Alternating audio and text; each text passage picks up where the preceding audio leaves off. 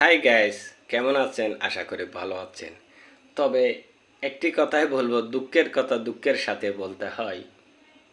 আমরা ছোটবেলায় শুনেছিলাম, হয়তো তখন বয়স অল্প ছিল, যার কারণে কথাটা বুঝতে পারিনি।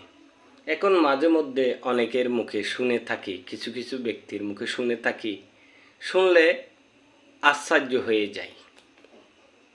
এমন কি কথা শুনলে আশ্চর্য হয়ে যায়? তাহলে শুনে। কিছু কিছু স্ত্রী কিছু কিছু স্ত্রী বলেছে তা না, অনেক টাইমে কিছু কিছু গর্ভধারিণী মাইও বলেছে, ওরকম আমরা কিছু কিছু খানে শুনেছি। যখন কিছু মাকে আপনি সন্তান হয়ে ঠেকা দিতে পারতেছেন না, কোনো কারণবশতে কিংবা স্ত্রীকে দিতে পারতেছেন না, তারাও অনেক টাইমে বলতে বাধ্য হয়ে যায়,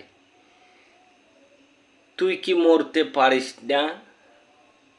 তুই কি মরতে পারিস না?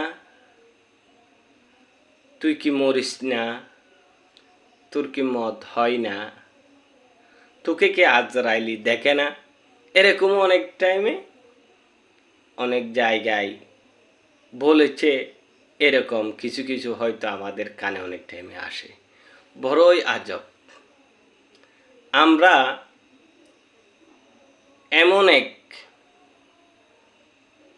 জায়গায় এসেছি, পকেটের টাকা না থাকলে অনেক টাইমে কিছু কিছু গর্ভধারিণী মাইও সন্তানকে অস্বীকার করে।